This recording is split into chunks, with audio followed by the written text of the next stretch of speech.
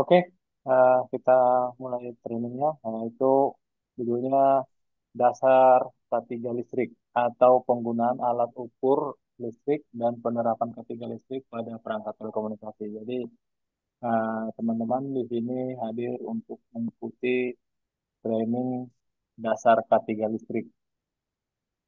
Nah, topik yang akan kita bahas nanti yang pertama tentang peraturan perundangan yang terkait dengan ketiga listrik, yang kemudian apa tujuan pembelajaran ketika listrik, kemudian yang tepat apa saja bahaya listrik dan proteksinya, yang kemudian alat ukur listrik apa saja, yang kelima satu daya perangkat telekomunikasi itu apa saja, kemudian perhitungan perangkat telekomunikasi bagaimana menghitung, dan yang ketujuh penerapan ketika listrik di telekomunikasi.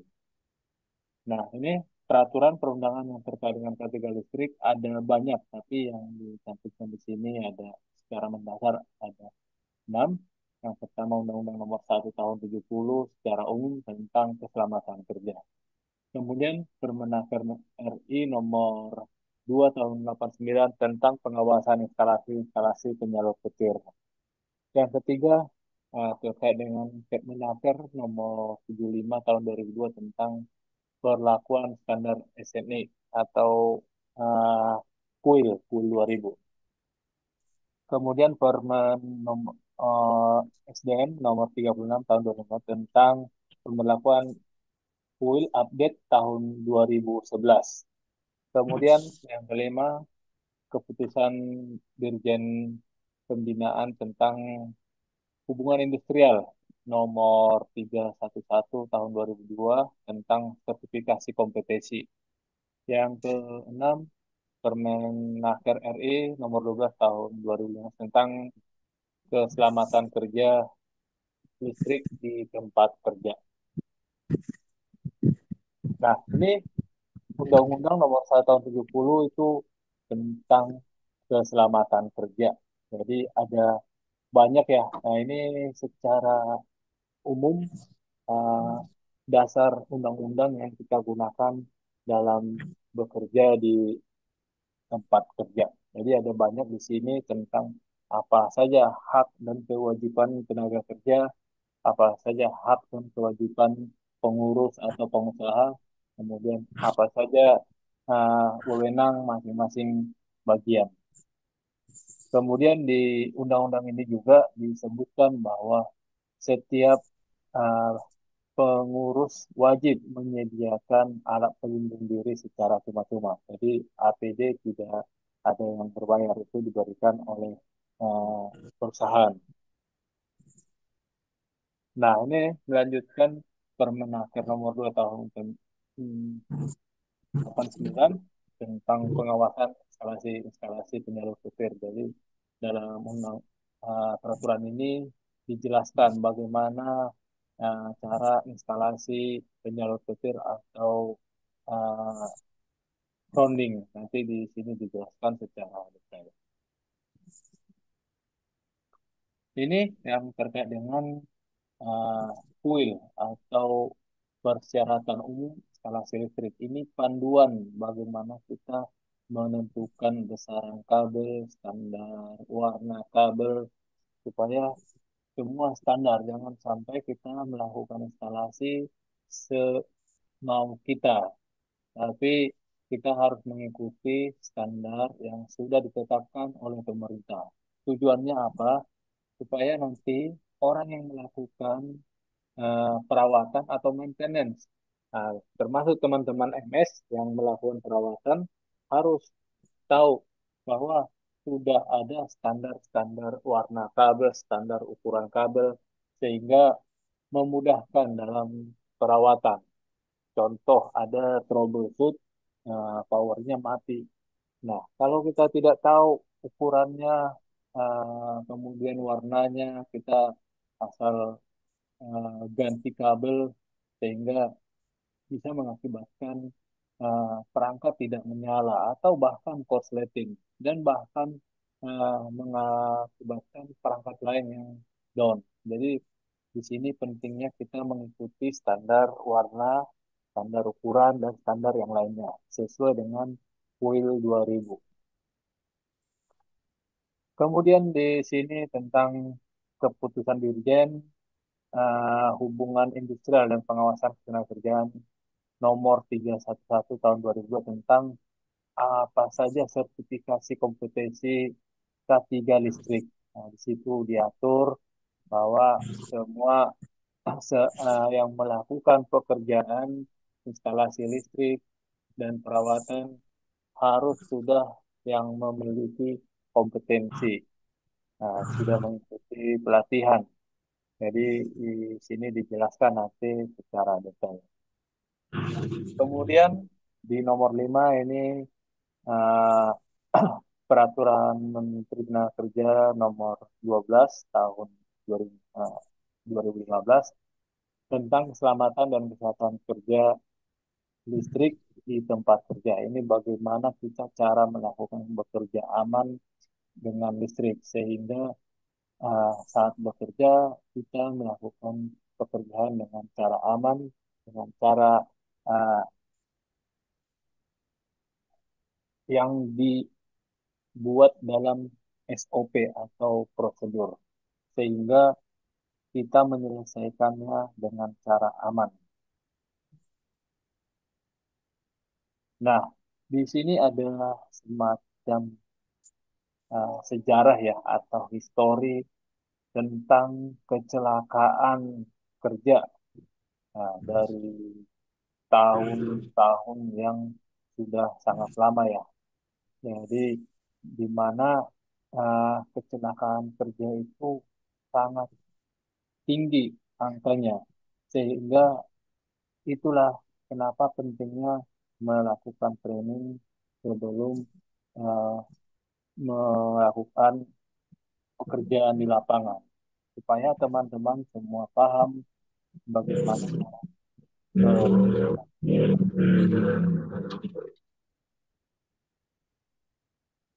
Nah, ini masih lanjutan tentang insiden atau kecelakaan kerja. Ya, ini contoh-contoh kecelakaan akibat eh, tersetrum atau kesengat arus listrik. Nah, di sini ada beberapa gambar ya, sampai terbakar, terluka bakar ini sangat parah.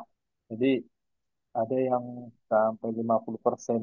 Jadi sangat seram ya kalau dibilang namanya kecelakaan akibat listrik ini tidak main-main, bahkan sampai meninggal dunia. Jadi makanya teman-teman saat melakukan pekerjaan instalasi listrik atau perawatan maintenance diperhatikan prosedurnya dan jangan sampai melakukan kesalahan. Nah, di sini kita eh, mau tahu tujuannya dari belajar K3 listrik ini apa. Yang pertama itu ya menjamin kehandalan instalasi listrik sesuai dengan penggunaannya. Yang kemudian bagaimana mencegah timbulnya bahaya akibat listrik. Ya, akibat bahaya listrik itu apa saja? Yang pertama bahaya listrik langsung, kemudian bahaya listrik tidak langsung, kemudian bahaya kebakaran. Itu tujuan dari pembelajaran K3 listrik. Nah, dalam penerapannya untuk K3 listrik, nah di sini ada pengawas kelistrikan yang melakukan pertama mengidentifikasi bahaya yang mungkin terjadi di area kerja. Jadi apa saja bahayanya, kemudian instalasi dan peralatan listriknya seperti apa. Itu dilakukan identifikasi dengan memeriksa, meneliti, menghitung, mengukur, menguji, serta menganalisis. Kemudian dinilai resikonya, seberapa besar resikonya yang dapat timbul akibat dari bahaya listrik tersebut. Kemudian dikendalikan, bagaimana cara mengendalikannya sehingga bahaya itu bisa dihindari, bisa dicegah, atau bisa diminimalisir atau dikurangi. Sehingga pekerja bisa aman dalam melakukan pekerjaan sampai pulang ke rumah. Nah, di sini ada dampak arus listrik pada manusia. Jadi, eh, kalau kita terkena arus listrik itu apa saja dampaknya? Ya, ini tergantung pada pertama besar arus yang mengalir ke tubuh kita, seberapa besar. Kemudian tergantung pada bagian tubuh mana yang terkena.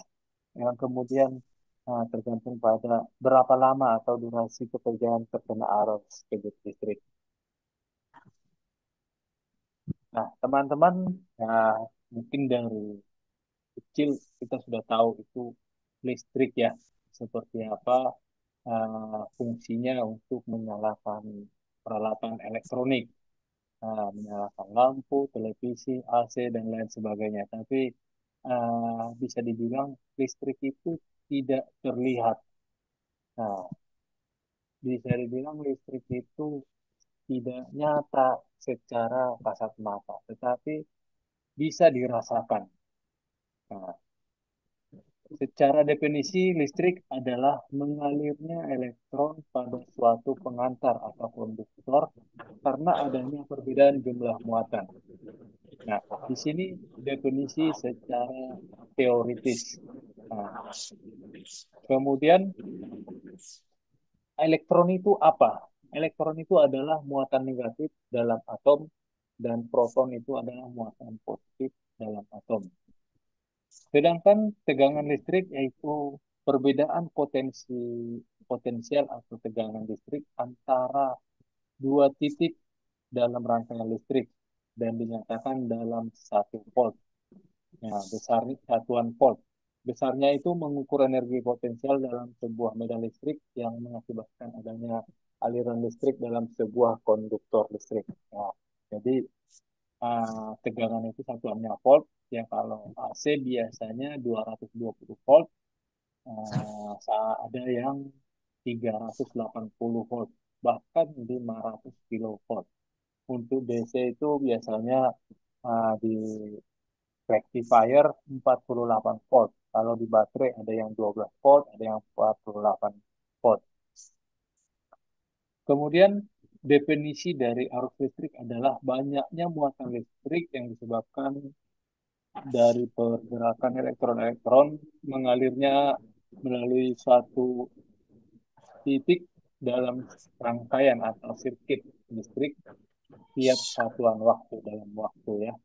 Arus listrik dapat diukur dalam satuan kolom atau detik, kolom per detik atau biasanya kita bilang satuannya adalah ampere.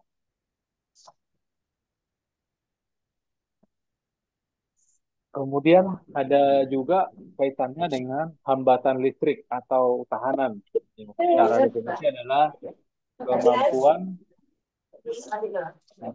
yang itu ada yang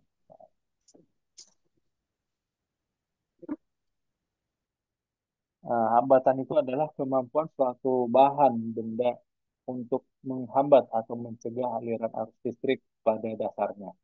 Setiap bahan mengantarkan atau konduktor memiliki sifat yang menghambat arus listrik. Besaran hambatan listrik pada suatu pengantar atau konduktor dipengaruhi oleh beberapa faktor, yaitu mulai dari jenis bahannya, kemudian besar suhunya, kemudian panjang pengantarnya, dan luas penampangnya. Semakin besar uh, pengantar atau kabel, maka semakin besar hambatannya.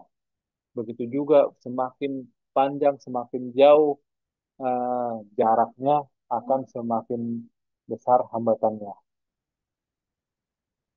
Nah, ini ilustrasinya arus listrik dengan adanya hambatan dan tegangan. Jadi, uh, ampere itu atau arus itu adalah jumlah banyaknya proton dan neutron tadi yang mengalir dari satu titik ke titik lain melalui pengantar. Nah, pengantar itu ada eh, tahanannya. Kalau semakin kecil tahanannya berarti semakin baik pergerakan arus listriknya atau semakin mudah.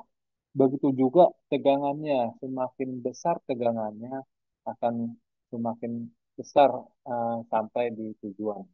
Jadi untuk rumusnya di sini V atau tegangan untuk mencari tegangannya adalah kalau diketahui besar arus dan tahanannya R, Nah, di sini akan bisa diketahui. Kemudian untuk mencari besarnya I, besarnya tegangan dibagi tahanan. Untuk mencari besarnya tahanan adalah tegangan dibagi arus. Nah, kalau untuk mencari besarnya daya adalah uh, besarnya arus dikali tegangan atau uh, tegangan itu tadi I kali R. Jadi bisa dibilang daya itu adalah I kali R.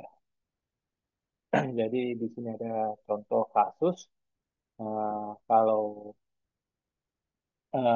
kita mau mencari berapa MCB yang digunakan di kWh rumah dengan daya 1300 watt atau VA volt ampere.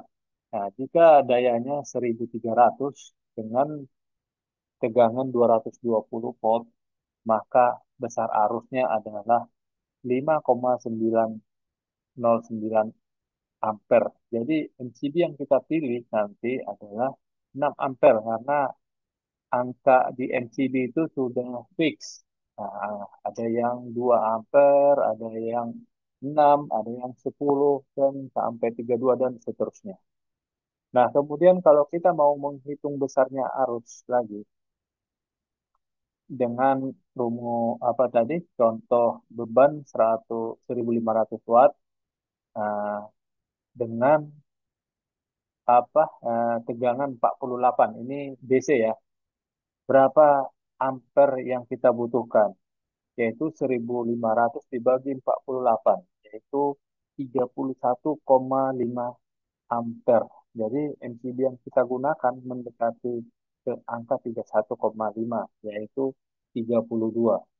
Jadi biasanya satu tingkat di atasnya lebih besar. Kalau di bawahnya nanti bisa ngetrip MCB-nya.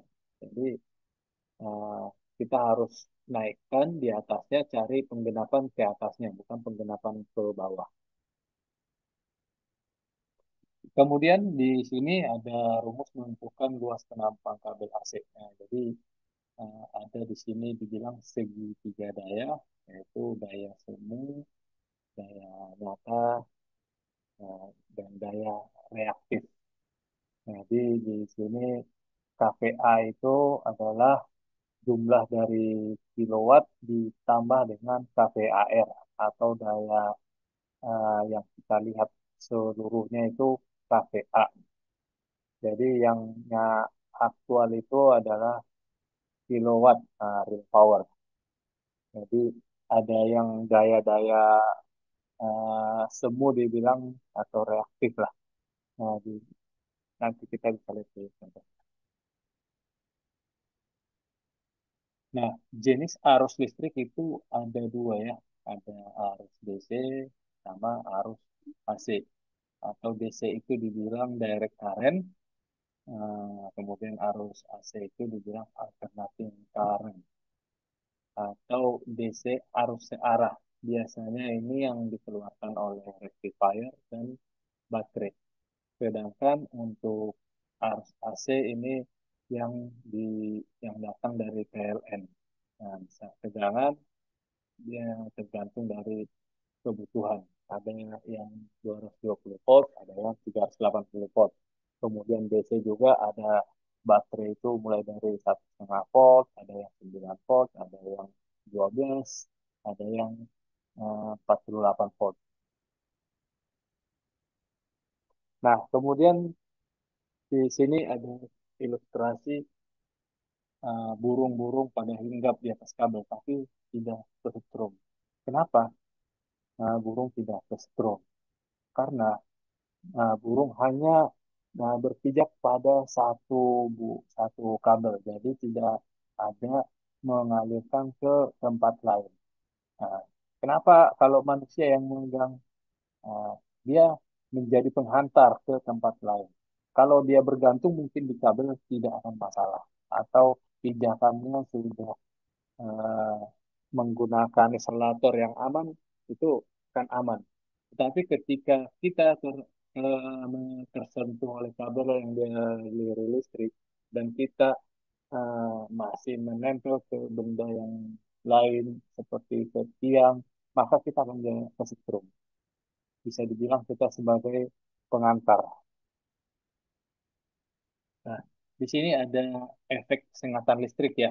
Kalau kita tersengat listrik, tadi tergantung kepada eh, besarnya arus, kemudian berapa lama. Nah, di sini yang aman itu kalau 1 mA atau kurang dari 1 mA. Nah, itu masih aman. Jadi tidak ada akibatnya, tidak terasa apa-apa. Kemudian kalau 1 sampai 8 mA itu sudah terasa sengatannya ya. Jadi ada seperti eh, ada gangguan lah, bisa tidak sadarkan diri, tapi masih aman lah. Tetapi kalau sudah di atas 8 mA itu sudah sangat berbahaya. Jadi ada tingkatannya, 8 sampai 15 itu sengatannya terasa dan sakit. Tetapi masih bisa melepaskan diri, kesadaran tidak hilang. Jadi kita masih sadar. Tetapi kalau 15 ampere sampai 20 ampere sengatannya sangat sakit ya, kesadaran bisa hilang dan tidak bisa melepaskan diri. Jadi sudah lengket. Nah, kemudian 20 sampai 50 mA ini udah kesakitan, bahkan susah bernapas dan terjadi kontraksi pada otot dan hilang kesadaran. Kalau 100 sampai 200 mA kondisi mematikan langsung dan sudah susah ditolong ini kalau sudah besarnya harus sampai 100 sampai 200 mA. Dan kemudian kalau di atas 200 mA atau lebih, nah bisa itu terbakar seperti contoh gambar yang tadi. Bahkan jantung bisa berhenti berdetak. Jadi sangat berbahaya buat kita kalau tersengat arus listrik sampai mulai dari 8 mA ini sampai 200 mA atau bahkan lebih. Jadi teman-teman hati-hati dalam melakukan pekerjaan, dicek kondisinya jangan sampai asal melakukan pekerjaan. Nah, apa saja akibat dari arus listrik itu pada tubuh kita? Yang pertama, ya, beberapa kasus dapat menimbulkan pendarahan atau kesulitan bernapas dan gangguan saraf.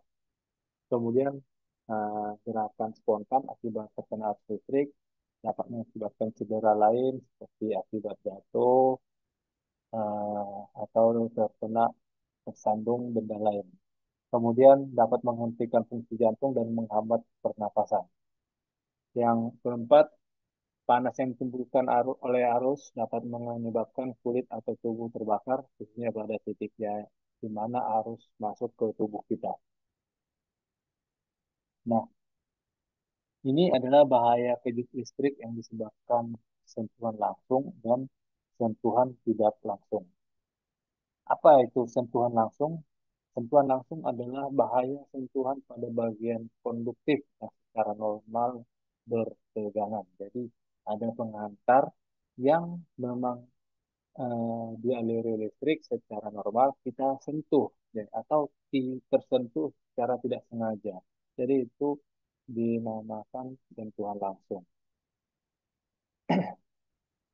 Kemudian metode pencegahannya adalah isolasi bagian aktif atau ditutupin bagian yang terbuka. Kemudian berikan rintangan atau pembatas.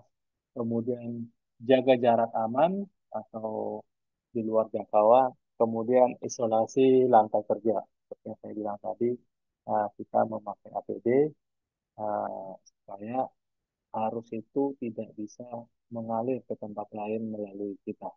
Nah, pakai safety shoes yang sudah uh, sesuai dengan untuk bekerja listrik atau ada uh, alasnya listrik statis.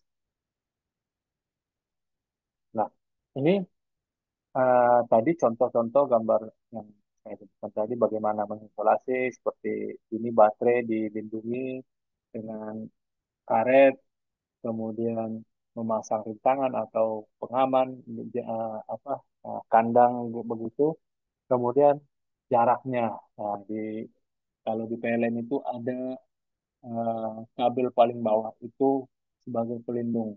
Nah, di situ 1,5 meter jaraknya dari kabel tegangan. Jadi karena kabel ini tegangan yang besar ini sudah menyetrum walau tidak menyentuh pada jarak 1,5 meter. Oh, itu adalah jarak amannya. Kemudian di gambar terakhir ini ada isolasi lantai kerja. Jadi dibuat ini ya masih cara tradisional ya. Jadi dia berpijak pada alas karet atau kayu. Nah, kalau kita secara uh, K3 diusulkan menggunakan APD safety shoes sehingga kita aman melakukan pekerjaan selama bekerja dengan listrik. Nah, ini proteksi bahaya jarak aman. Jadi dengan tegangan berbagai macam jaraknya juga di sini menurut kuil 2000. Nah, kalau 1 volt itu, kilovolt itu jaraknya adalah 50 cm. Itu jarak amannya. Kemudian kalau sampai 500 kilovolt, artinya itu jarak amannya sudah 300 cm atau sama dengan 3 meter. Nah, tadi 1,5 mungkin sekitar 220 kilovolt. Jadi seperti itu bagaimana memproteksi bahaya kayak jarak aman bekerja dengan listrik. Nah, kemudian ini sentuhan tidak langsung. Nah, sentuhan tidak langsung itu adalah bahaya sentuhan pada bagian konduktif yang secara normal tidak bertegangan, menjadi bertegangan karena terjadi kegagalan isolasi. Contohnya adalah seperti bodi daripada perangkat, bodi daripada uh, ACPDB atau panel. Jadi itu sewajarnya tidak memiliki arus listrik. Tetapi karena ada kegagalan, di situ ada arus bocor. Makanya kalau kita sentuh itu mengakibatkan ke kita kesetrum. Itu namanya sentuhan tidak langsung. Jadi kalau kita sentuh bodi dari perangkat ada listriknya, berarti itu ada kebocoran listrik. Jadi bagaimana kita metode pencegahannya? Yang pertama ya, dipasang grounding atau pembumian nama istilahnya. Kemudian dibuat proteksi dengan lokasi tidak konduktif. Jadi uh, bodinya itu dilapisi dengan karet. Jadi bukan pengantar. Kemudian menggunakan peralatan dengan isolasi ganda. Jadi tambah isolasinya.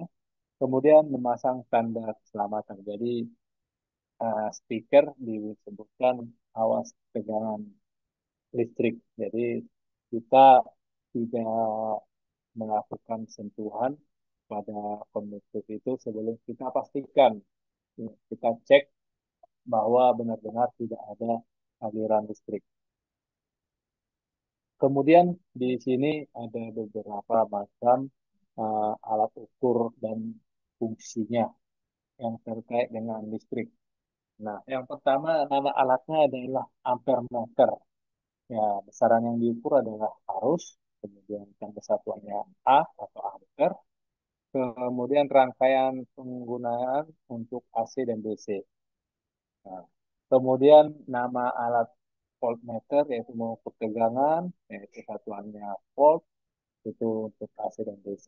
Kemudian ada juga wattmeter atau yang diukur adalah daya, satuannya W, watt, nah, arus AC dan DC. Ada kWh meter yang diukur adalah energi atau kilowatt hour, satuannya kWh, arus AC dan DC bisa diukur. Kemudian ada kVAR meter.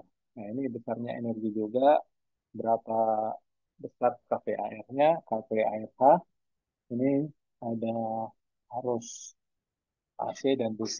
Kemudian ada juga frekuensi meter, yaitu menghitung besarnya getaran per detik atau satuannya hertz. Dan ini untuk arus AC, khusus AC. Untuk DC tidak ada. Nah, ini contoh-contoh alat ukurnya. Nah, untuk mengukur tegangan. Nah, ini yang biasa teman-teman pakai di lapangan ada tang ampere, ada voltmeter, kemudian uh, wattmeter ini mungkin jarang ya karena ini wattmeter bisa mengukur wattnya uh, di gedung biasanya ada. KWH meter teman-teman juga pasti sering melihat di rumah atau di mana saja. Kalau KWH KVAR meter ini biasanya ini di industri, jadi menghitung sinusnya. Kemudian frekuensi juga ini di panel-panel besar biasanya ada berapa hertz dia. Kemudian apa saja cakup daya perangkat telekomunikasi? Nah, ini cakup daya cakup daya atau sering disebut dengan power supply adalah perangkat elektronik yang berguna sebagai sumber daya untuk perangkat lain. Secara umum istilah cakup daya berarti suatu sistem penyiar filter yang mengubah AC menjadi DC murni atau bisa dibilang rectifier, bahasa umumnya rectifier. Kemudian prinsip kerja DC supply power supply adalah arus yang kita gunakan di rumah, ya, ke kantor, ke pabrik, pada umumnya adalah dibangkitkan, dikirim, dan distribusikan ke tempat masing-masing dalam bentuk AC atau arus bolak-balik. Hal ini dikarenakan pembangkitan dan pendistribusian arus melalui bentuk arus AC merupakan cara yang paling ekonomis dibandingkan dengan bentuk DC. Jadi karena pembangkitnya jauh kepada tempat distribusinya sehingga untuk mengirim arus listrik dari pembangkit uh, ke distribusi sangat jauh sehingga harus supaya ekonomis diberikan uh, arus AC. Nah, ini satu-satunya perangkat telekomunikasi prinsip kerja DC power supply adalah rangkaian yang mengubah arus AC menjadi DC. Ini disebut dengan power supply atau dalam bahasa Indonesia dengan satu daya atau rectifier. Nah, DC power supply atau satu daya ini juga sering dikenal dengan nama adapter atau penyiarah. Nah, di sini kelihatan arus DC sumbernya, kemudian outputnya adalah arus DC. Ya, dari trafo ada rectifier, kemudian di filter, kemudian ada voltage regulator, kemudian dikeluarkanlah arus DC. Jadi ini diagramnya untuk power supply. Nah, ini transformator atau trafo, itu dari lilitan-lilitan tembaga. Di sini dibilang uh, primary winding, kemudian outputnya ini adalah secondary winding.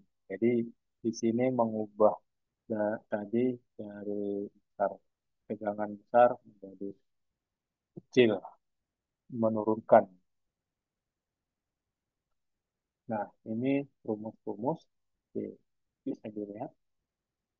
Nah, ini jenis trafo itu ada dua, ada step up, ada step down. Nah, trafo step up adalah Nah, transformator atau step up adalah transformator yang memiliki lilitan sekunder lebih banyak daripada lilitan primer.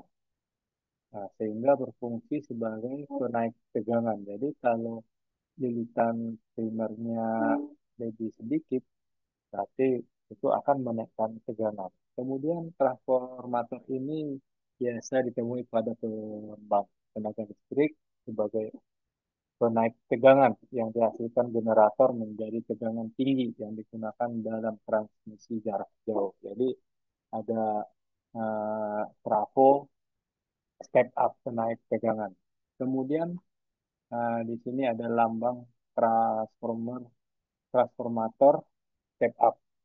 Jadi kelihatan ya, yang inputnya ini memiliki lebih sedikit, kemudian outputnya memiliki lilitan yang lebih banyak. Nah, ini uh, lambangnya. Kemudian kita bahas yang trafo step down atau penurun tegangan.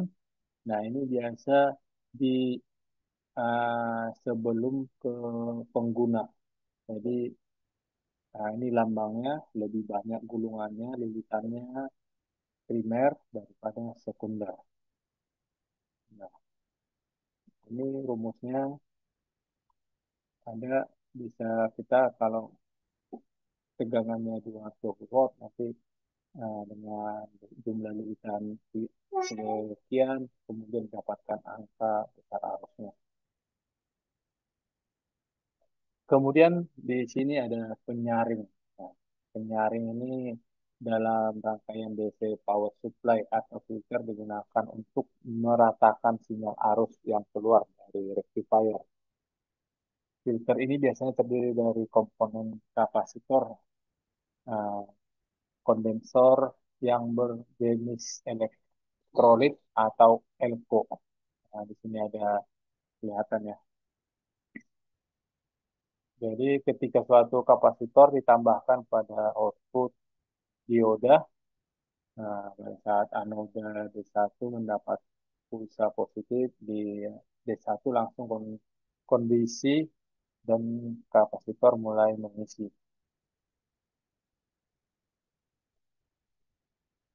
Nah, ini yang tadi yang tadinya arus bolak-balik jadi dibuat arus searah. Nah, ini ada voltage regulator. Jadi regulator voltage berfungsi sebagai filter tegangan agar sesuai dengan keinginan. Jadi kita menginginkan berapa? 248 volt. Nah, ini nanti di setting dengan IC regulatornya supaya tegangannya tidak naik turun. Nah, ini gambar diagramnya mulai dari tegangan AC, kemudian ada outputnya yang sudah basic. Nah, ini rangkaian penyiarah atau rectifier. Rangkaian penyiarah gelombang merupakan rangkaian yang fungsi untuk merubah dari arus bolak-balik menjadi arus searah atau arus AC menjadi arus DC. Kemudian komponen elektronik yang berfungsi sebagai penyiarah adalah dioda, karena dioda memiliki sifat hanya memperbolehkan arus listrik yang melewatinya dalam satu arah saja. Jadi di sini gambar diagramnya, power supply ada melalui busbar atau busbar. Nah, kemudian perangkat satu daya. Apa itu Telkom Power Supply? Nah, sumber arus dan tegangan listrik dengan satu perangkat-perangkat telekomunikasi. Apa saja? Ya, ada grid power line atau PLN, ada genset, kemudian ada inverter, ada UPS. Kemudian outputnya adalah rectifier, baterai, dan solar cell. Nah, jadi ini dari arus AC kemudian dijadikan DC. Nah, ini perangkat catur daya ya. Eh, Rectifier mulai dari yang terkecil sampai yang terbesar. Jadi eh, ini ada yang kapasitas kecil, ada yang medium capacity, kemudian ada large capacity. Ya, teman-teman mungkin mulai dari small capacity dan medium capacity sudah ditemukan di lapangan ya. Nah, ini bagian daripada rectifier. Ini ukurannya, jadi bisa kita tahu kalau ada datanya seperti ini, berarti ukurannya 600 mm kali 600 mm dikali 2000 mm. Jadi panjang kali lebar kali tinggi. Jadi tingginya ini rectifier adalah 2 meter. Lebar dan eh, lebar depannya sama lebar ke belakang masing-masing 60 cm eh, atau 600 mm. Kemudian di sini inputnya AC, kemudian outputnya DC dengan MCB bermacam-macam. Ada yang 63 ampere satu MCB, ada 32 ampere dua MCB, sampai ada yang 1 kali 6 ampere fuse. Kemudian menggunakan baterai dengan base dua baterai string masing-masing 100 Ah atau 1500 Ah. Nah, cara membaca tipe rectifier dan modul rectifier. Nah, di sini mulai dari kalau contohnya lah yang biasa di Huawei itu ada perangkatnya, ada TP48 2000B N20C5. Nah, bagaimana cara membacanya ini? Ini TP adalah Telekom Power. Jadi ini rectifier untuk telekomunikasi. Kemudian di sini ada 48. Nah, ini adalah besarnya output yang dikeluarkan sebesar 48 volt. Kemudian di sini ada 2000. Nah, 2000 maksudnya adalah maksimum outputnya, arusnya sebesar 2000 ampere. Kemudian ada B. B ini aplikasi untuk indoor. Kalau untuk outdoor berarti A. Kemudian di sini ada N.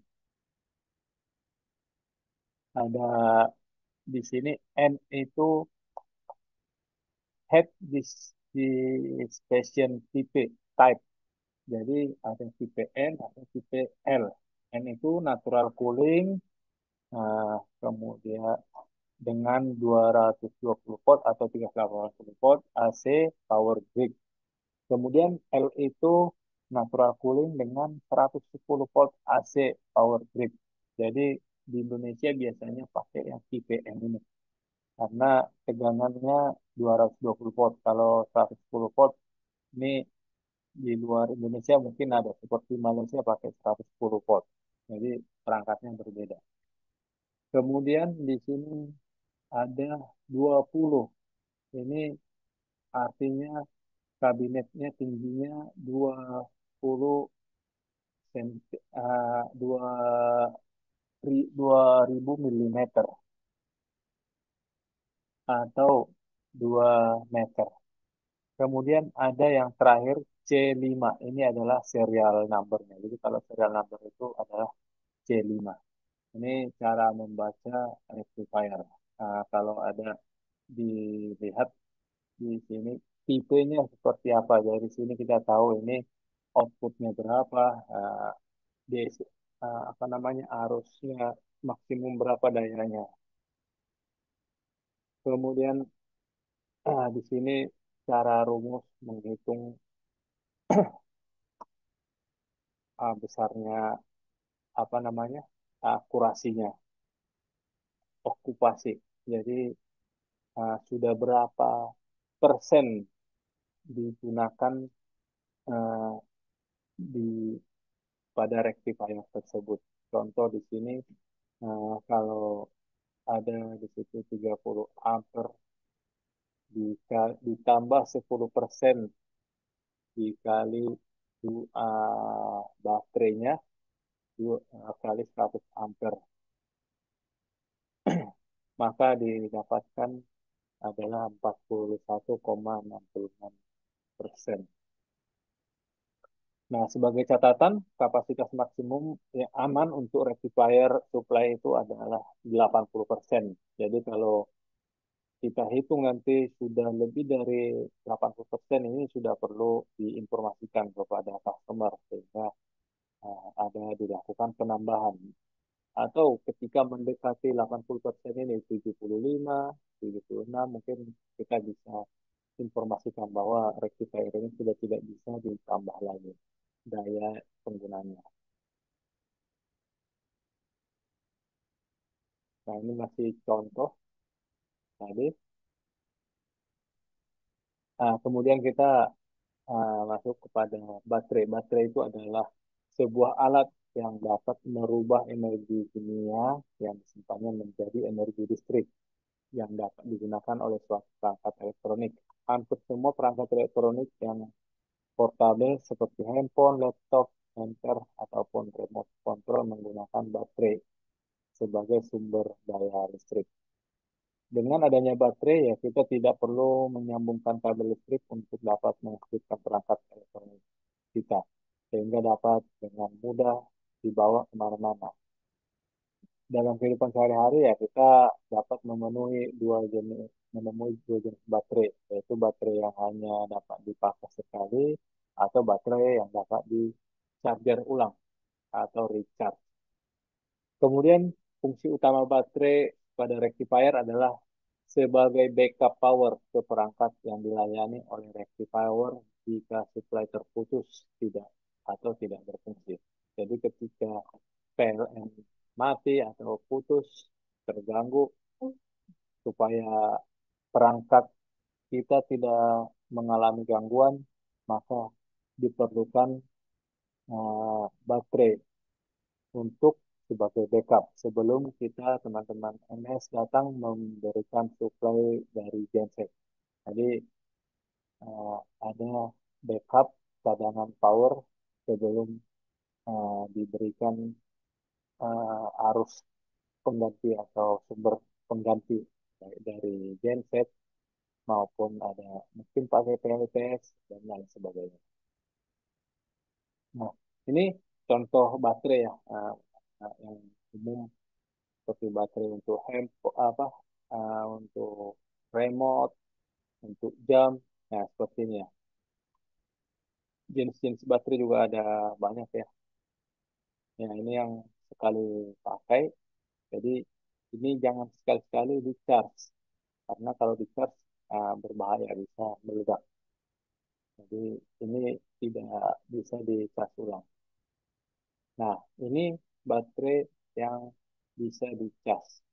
Jadi seperti handphone, mobil remote, ada juga yang ini. Jadi kalaupun kelihatan mereknya sama, Energizer di baterai seperti ini, ada di situ ditulis uh, rechargeable. Jadi baterai yang dapat diisi ulang. Jadi kita kalau mau melakukan tas, kita periksa dulu apakah baterainya bisa dicas ulang atau tidak. Nah, ini rangkaian baterai. Nah, ini rangkaian seri namanya. Jadi, kalau rangkaian seri itu ya, dari positif ketemu negatif baterai kedua, kemudian baterai kedua positif ketemu negatif baterai ketiga, kemudian positif baterai ketiga ketemu negatif baterai keempat, dan positif baterai keempat dihubungkan ke perangkat dan negatif baterai pertama ke perangkat itu akan menjumlah. Jadi yang tadinya 1,5 satu baterai, kalau 4 berarti jadi 6 volt. Tetapi jumlah arusnya adalah sama, 1000 miliampere. Jadi besar arusnya sama, tegangannya yang bertambah. Nah, kemudian kalau sebaliknya, ini kita rangkai seri paralel. Nah, semua positifnya dihubungkan, kemudian negatifnya juga dihubungkan sama-sama negatif, sama-sama positif. Nah, ini tegangannya akan sama.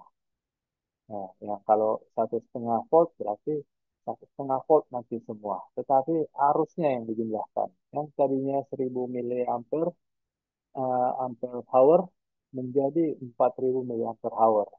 Jadi kalau kita butuh besar arusnya yang besar berarti kita paralel. Tapi kita perhatikan juga tegangannya sesuai dengan peralatan.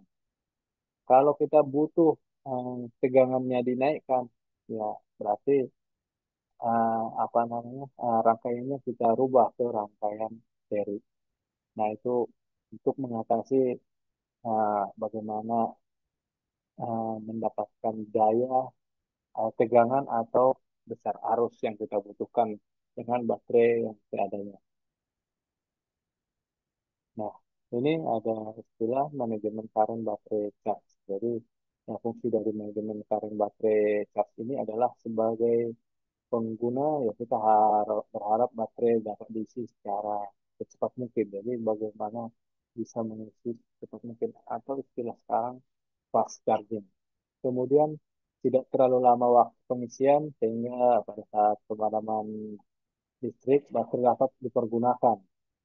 Kemudian tidak terlalu besar arus yang digunakan dalam pengisian baterai sehingga tidak menyebabkan baterai cepat rusak. Jadi ada manajemen current baterainya untuk mengamankan baterai. Nah, kemudian ini rumus untuk baterai backup sebagai contoh nih, kalau bebannya 100 ampere dengan baterai adalah 400 ampere hour, ada dua bank, dia akan dapat membackup selama 8 jam. Kemudian kalau beban perangkatnya adalah 9.600 watt, baterainya ada 1.000 ampere hour dengan dua bank, berarti dia dapat cover 10 jam. Kemudian kalau beban perangkatnya hanya 50 ampere dengan baterai 150 ampere dan satu bank, dia sanggup membackup selama 3 jam. Kemudian kalau beban perangkat 4.800 watt, baterainya ada tersedia 300 ampere hour atau AH, dengan dua bank, dia akan dapat membackup selama 6 jam. Jadi, nah ini rumusnya ya. Di sini ada rumus cara menghitung kapasitas backup waktunya berapa lama. Nah, ini kuil atau bagaimana menentukan kabel listrik berdasarkan kuil. Jadi di sini sudah ada tabelnya dengan jenis penghantarnya seperti apa. Di sini ada besarnya berapa dan maksimum nanti arusnya kuatan hantar arusnya berapa. Nah, di sini sudah ada tabelnya, jadi tidak perlu lagi kita hitung. Sudah ada bantuan dari kuil yang memudahkan kita saat kerja tidak perlu menghitung rumus-rumusnya lagi. Nah, ini bagaimana menghitung luas penampang juga sudah ada di kuil ini juga. Jadi kalau kita butuh yang sekian contoh besarnya arus, ya di sini sudah langsung ada nanti besar penampangnya berapa. Kalau 45 ampere berarti kita pakai yang 10 mm.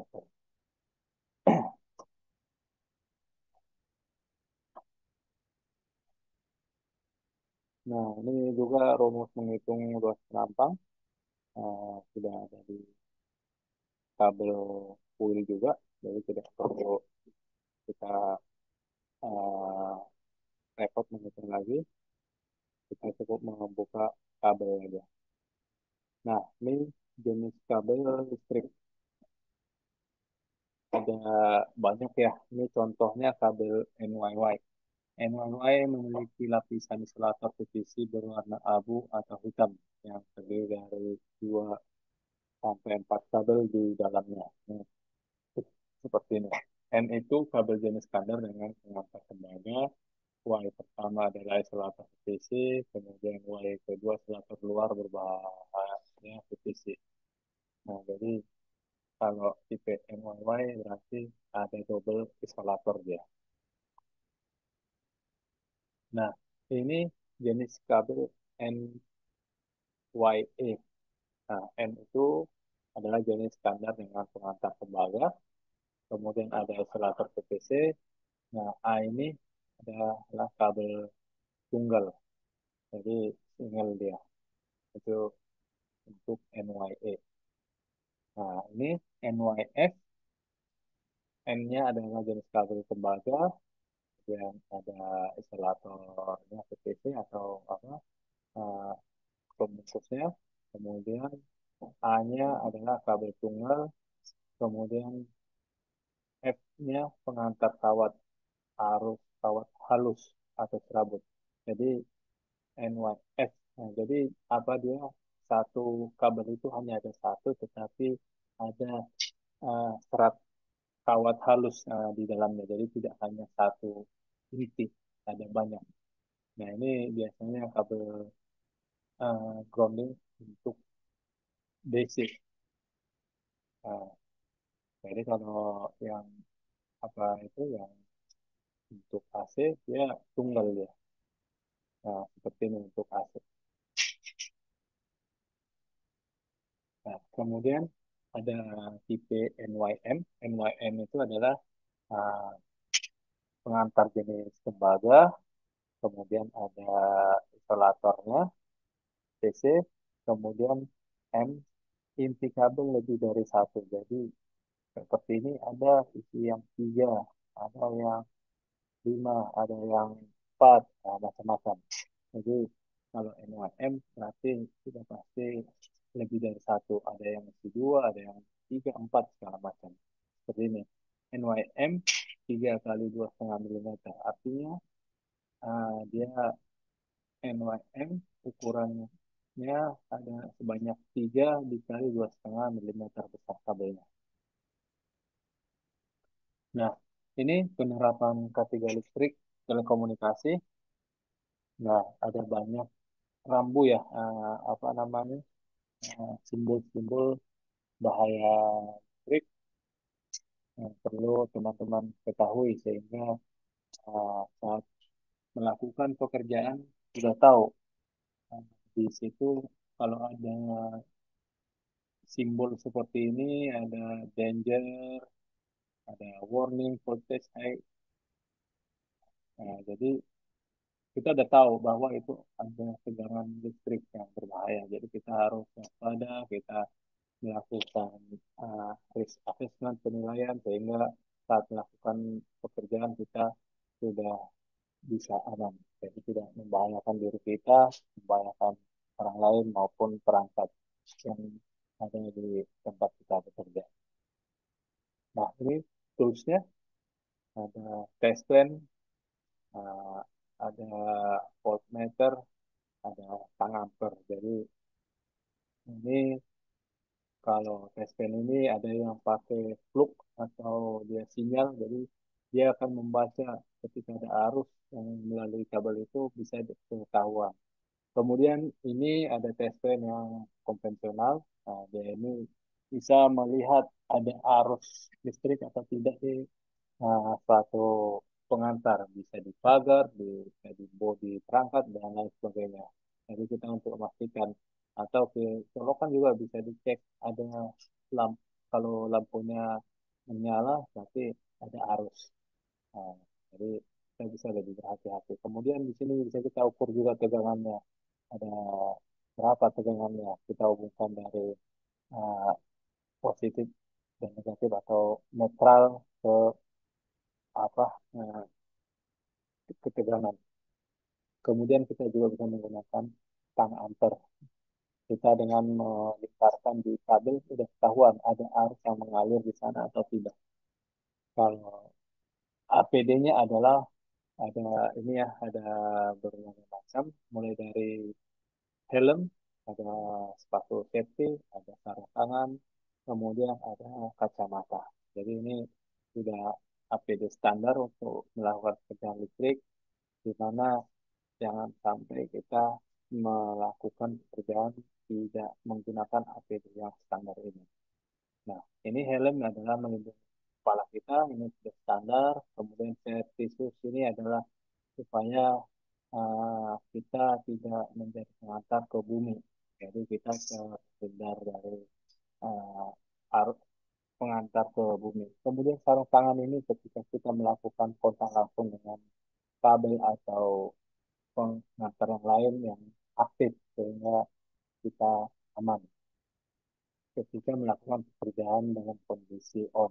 Nah, di sini ada kacamata atau seperti gelas. Fungsinya adalah ketika ada percikan bunga api saat kita bekerja itu bisa kita hindari mengenai mata kita.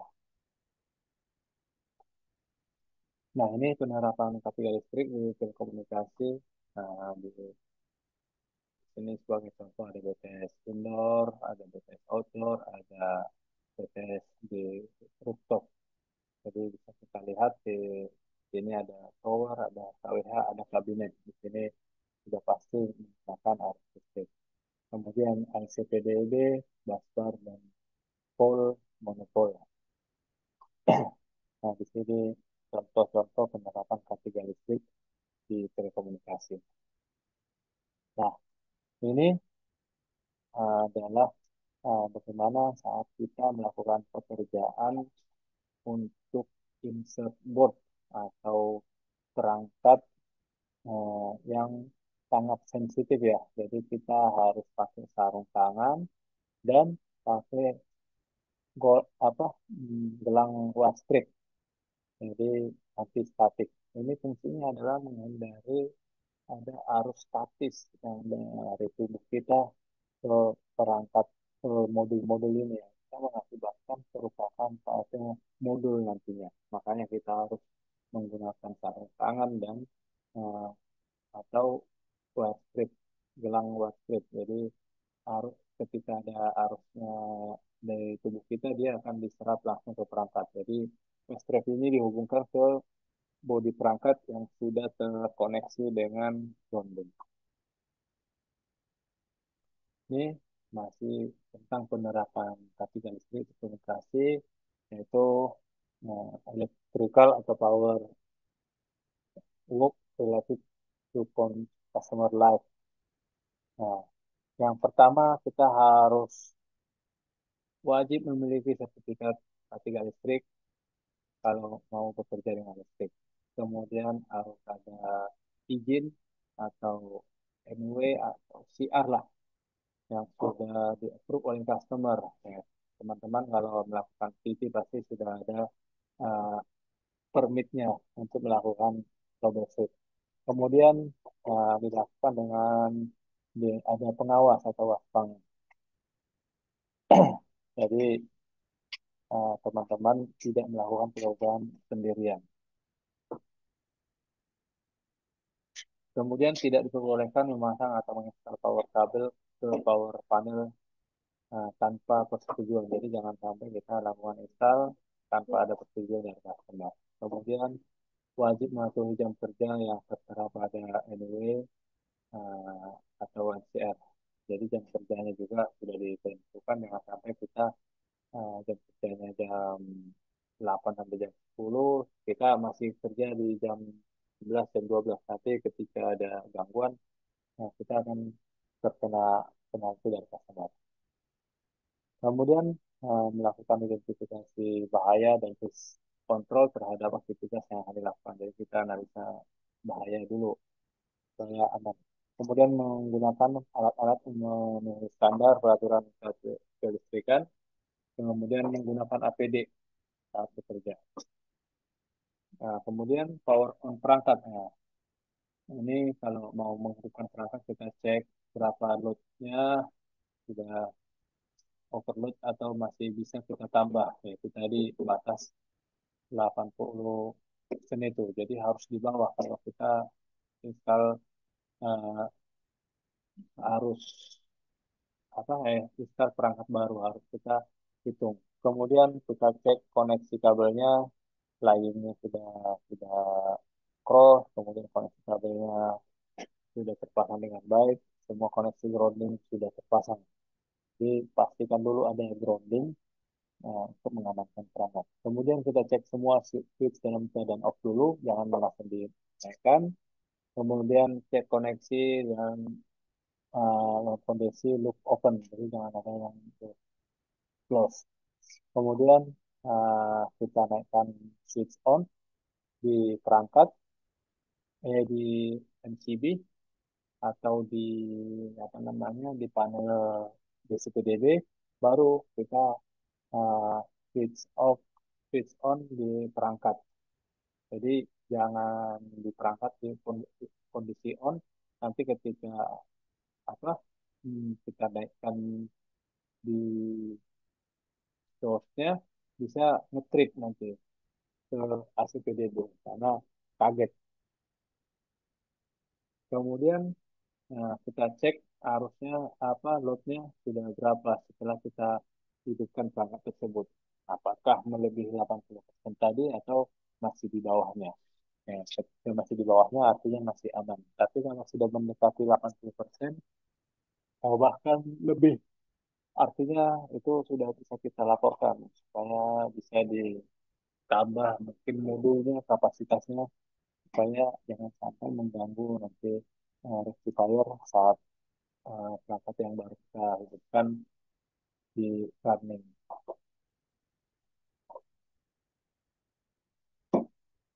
Nah, kemudian langkah-langkah mencegah bahaya listrik di tempat kerja. Itu yang pertama, gunakan sarung tangan dan sepatu khusus untuk bahaya listrik. Kemudian simpan peralatan listrik yang tidak digunakan tempat kering. Kemudian jangan gunakan peralatan listrik yang basah atau lembab. Kemudian usahakan bekerja pada tegangan di bawah 50 volt. Kemudian usahakan tempat kerja listrik terang, jadi penerangannya cukup. Kemudian pastikan tidak mendekati potensi bahaya listrik. Dan jangan mencabut atau menekan untuk melepaskan stop kontak atau tusuk kontak. Kemudian jaga kabel dari panas, minyak, dan benda tajam.